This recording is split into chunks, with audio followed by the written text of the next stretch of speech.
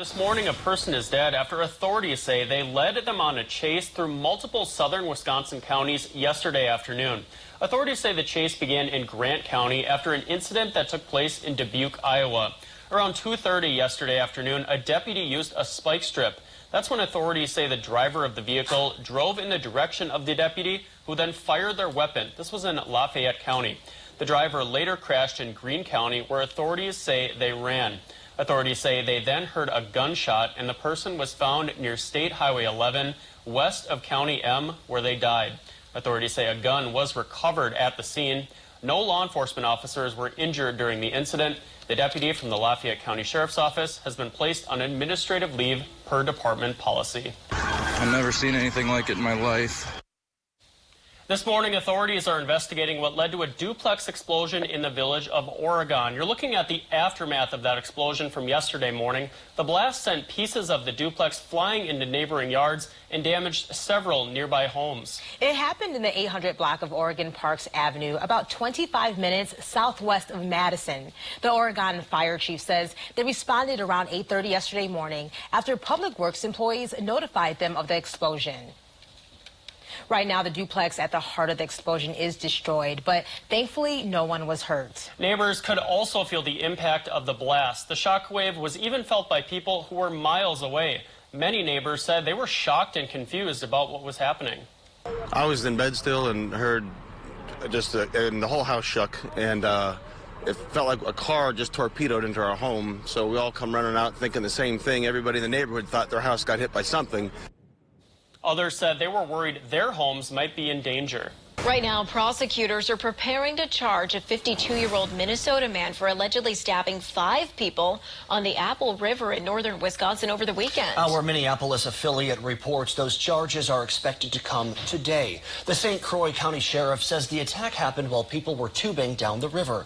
Police say the man had a knife and stabbed multiple people, including a 17-year-old boy from Minnesota. We are now 1 month away until the midterm elections, and the candidates are making their final pitches to voters. Last night, the two candidates in Wisconsin's U.S. Senate race met on the debate stage for the first time. Packers fans are waking up this morning probably wondering what went wrong in London. An ultralight plane had to make an emergency landing on the Wisconsin River. Sauk County officials received reports of the plane touching down on Thursday night. 27 News Time, 6:03 right now. Queen Elizabeth II is being laid to rest. You are taking a live look in London, where you can see the funeral is ongoing this morning. Perhaps you're looking to travel to Milwaukee for the holidays, and the city of Milwaukee, they harvested its new Christmas tree for the season. Courtney Sisk shows us the tree's new home and shares the special story of where it came from.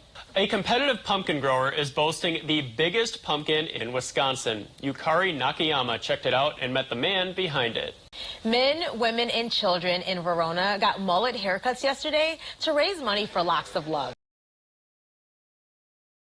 A Wisconsin home is leveled in an explosion. This morning, we're hearing from neighbors who heard the blast in the village of Oregon and a man who jumped into action. Deadly tornadoes tear across the southern part of the country, and the impacts could be felt right here in Wisconsin. This morning, we're seeing the aftermath of that storm system. The search is on right now for a 15-year-old girl in Chippewa County. We've got you covered on the Amber Alert issued for her and who authorities say you should keep an eye out for. Plus, it's been 6 months since the Chippewa Falls community was rocked with the murder of 10-year-old Lily Peters. We're looking into what's next for the suspect in her death. Right now, we've got some clarity about what happened inside of a La Follette High School when there were fears somebody fired a gun during the school's homecoming dance. In response to rising gun violence in Madison, a well-known author hosts an event to try and put an end to it. Hear about his motivation for turning guns into gardening tools. Former President Barack Obama throws his support behind Senate candidate Mandela Barnes and other Democrats. We've got you covered on what he said at a rally in Milwaukee and how Republicans are responding on this Sunday, October 30th. The first and only debate for the Wisconsin governor candidate sparks conversations about abortion, worker shortages, and education. We've got you covered on how the candidates address those issues. Plus, the political landscape could be shifting here in Wisconsin, how Republicans could take complete control of state government, and what that would mean for decisions made in the legislature. After the break, abortion is sure to weigh heavily in next month's general election. We've got you covered on a Planned Parenthood rally held in Middleton and what political figures on both sides of the aisle are saying about abortion. abortion access. Ahead on Wake Up Wisconsin Weekend, nearly 30 years after a stampede at Camp Randall, we take a look back at what happened and what's been done since to improve security. And the first milk depot is now open in Madison. We've got you covered on the need it addresses for moms with newborns. Ahead on Wake Up Wisconsin Weekend, a 3,000-year-old canoe is discovered in Lake Mendota, but turns out it was just the latest find. What experts say the findings could mean about the people who once lived there in the village beneath the surface. And how about a chance to go on a little run and then enjoy a beer at the end of it? We'll tell you about the brewery that hosted the event and the cause that it supported.